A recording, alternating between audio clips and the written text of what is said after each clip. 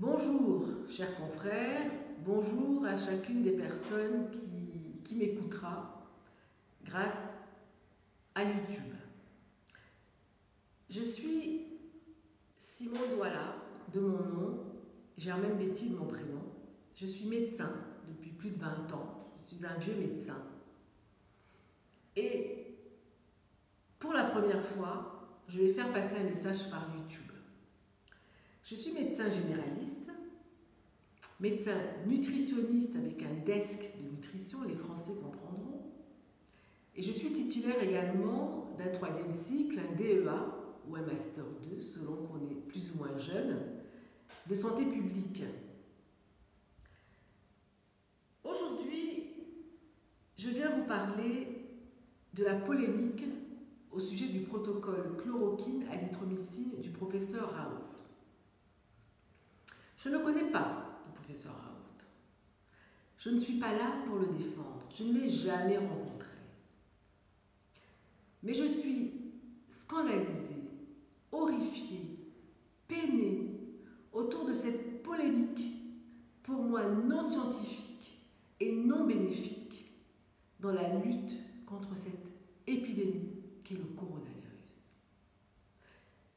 Dès que j'ai entendu parler de la proposition du professeur Raoult, en tant que médecin et un peu scientifique, je suis allée faire une revue de la littérature. Je pense que tout médecin doit agir ainsi. Certes, il faut attendre les recommandations de bonne pratique du gouvernement. Mais là, nous sommes en guerre et nous sommes, dans une course contre la montre. Personnellement, je connais quelqu'un, un soignant, qui est en réanimation à cause du Covid. Et je prie qu'il s'en sorte. Parlons du protocole de M. Raoult. M. Raoult sort un protocole à partir de chloroquine et d'azithromycine. Je suis née au Cameroun. Je suis un vieux médecin. J'ai un diplôme universitaire de médecine tropicale. Donc, je connais un peu la chloroquine. Je connais son action anti-paludéenne, maintenant un peu résistante dans plusieurs pays. Je connais le Plaquenil, qui est un médicament, je ne sais pas, qu'on utilise, un des traitements utilisés dans la polyarthrite rhumatoïde. Et là, M. Raoult nous dit qu'il veut le mettre contre un coronavirus. Alors je suis allée faire la revue de la littérature. Et j'en suis sortie abasourdie. Je suis persuadée que aucun ou presque des médecins, surtout généralistes, qui viennent parler sur les différentes chaînes de télévision d'information continue, n'ont pas fait cette démarche. Sinon, ils n'auraient pas cette attitude non scientifique, non contributive, parfois presque haineuse, contre le professeur Raoult. Il ne s'agit pas de lui.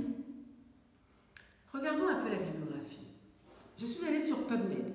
Tous ceux qui ont fait un mémoire, une publication, etc., connaissent ce site médical, PubMed, qui répertorie des publications qui datent de plusieurs années.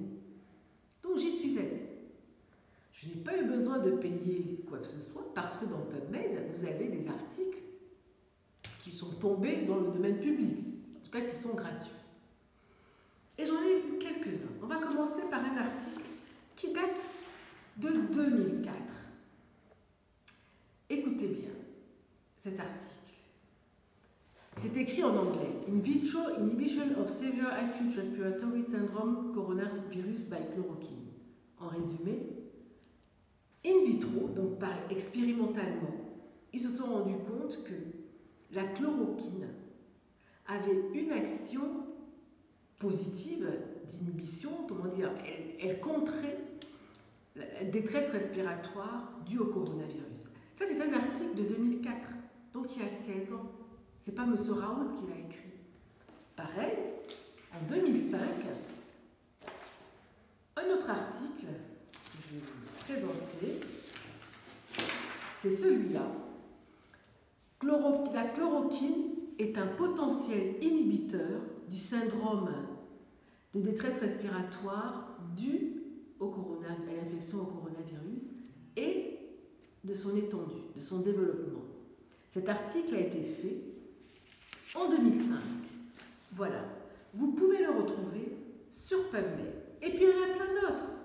Il y en a un autre ici qui parle de l'action de la chloroquine sur le virus Zika, je ne sais pas si vous en souvenez, qui avait sévi à un moment donné dans différents endroits de la planète. Et aussi, il y a un autre article de 2017 qui parle du fait que la chloroquine a une action prometteuse sur le traitement des infections virales émergentes. Écoutez, tout le monde peut aller sur PubMed et verra, tout le monde peut voir ces articles. En plus, il y a d'autres articles sur l'azithromycine qui parlent de l'azithromycine comme étant un antibiotique, ça c'est connu, c'est aussi un vieux médicament, mais cette azithromycine aurait aussi des actions antivirales.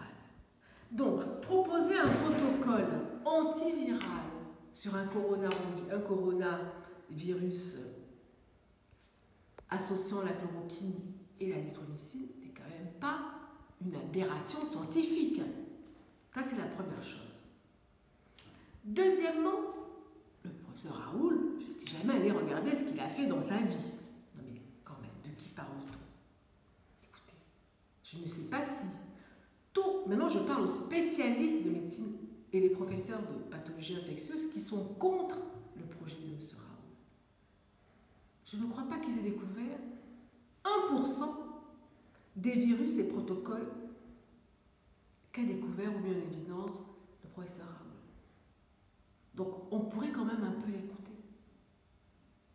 Surtout que ce sont de vieilles molécules, de vieux médicaments qui sont connus, à des posologies qui sont des posologies usuelles en parlant du plaquenil et même de l'azithromycine. Ce ne sont pas des posologies 3 fois 10 fois plus importantes que les posologies qu'on a l'habitude d'utiliser pour d'autres pathologies courantes.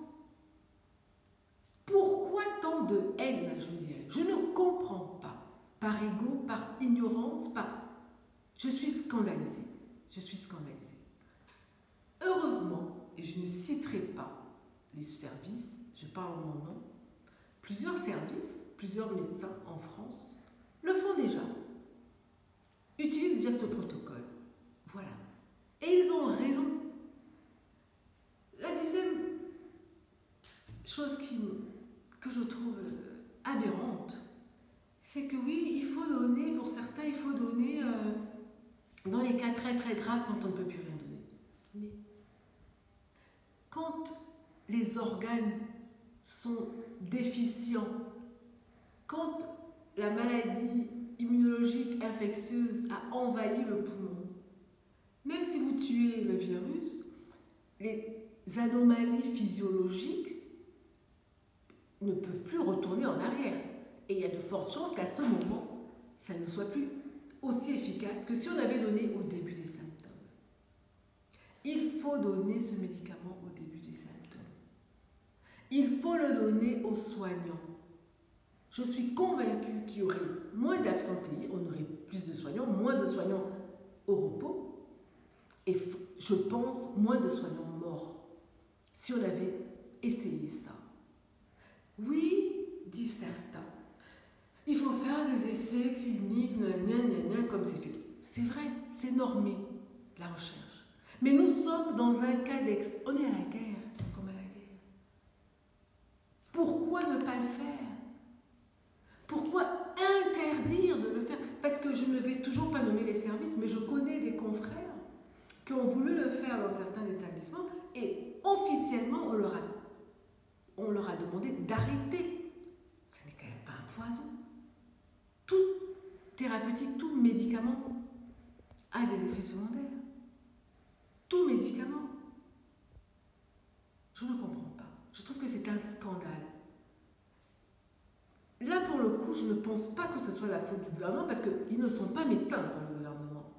enfin, si, le porte-parole, enfin le porte-parole, celui qui s'occupe du ministère de la Santé. Mais globalement, ils écoutent différents intervenants.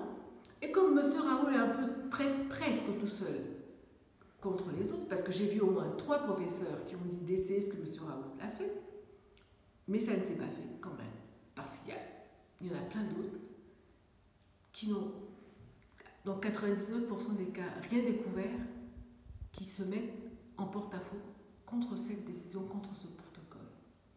Je m'adresse aux médecins, je m'adresse aux soignants. Nous sommes médecins, certes il faut les bonnes pratiques, mais le gouvernement ne peut pas, ou l'Agence nationale de santé, tout ça, ne peut pas nous donner de bonnes pratiques parce qu'on est au début de ce traitement, au début de cette maladie. Allez vous faire votre opinion tout seul, dans la bibliographie, sur PubMed et ailleurs. Pour finir, il y a un article très intéressant qui a été fait, celui-là, en 2020, par des Chinois. C'est pas une petite étude, il y avait 2-3 patients, c'est pas ça. Où ils présentent les différentes thérapeutiques possibles contre le coronavirus. Et quand ils parlent de la chloroquine, pourquoi la chloroquine peut-elle avoir un effet contre les virus et contre surtout le coronavirus actuel Covid-2? C'est parce que cette chloroquine a des effets au niveau du pH, de l'acidité du sang. Et en modifiant le pH, elle limite les conditions de réplication, de développement du virus. Ça, c'est la première chose. Et la deuxième, qui est connue par de la chloroquine, puisqu'elle est utilisée dans une maladie dont la cause est un problème d'immunité, la polyarthrite rhumatoïde, c'est que la chloroquine a un effet immunomodulateur qui expliquerait son action sur cette pathologie en particulier, parce que dans le coronavirus, un des problèmes pulmonaires est, comme disait quelqu'un, ce tsunami immunologique anormal qui détruit le poumon. Donc, allez vous faire... Je ne défends pas M. Raoul, je ne le verrai même peut-être jamais de ma vie, mais soyons un peu scientifiques, un peu médecins autonomes. J'entendais un médecin généraliste hier qui disait « J'attends les recommandations, les bonnes pratiques qu'on nous dise le matin. » Il peut aller, il peut se renseigner. Donc, nous sommes soignants. Nous ne pouvons pas regarder mourir les gens comme ça, à cause de problèmes d'ego, d'ignorance.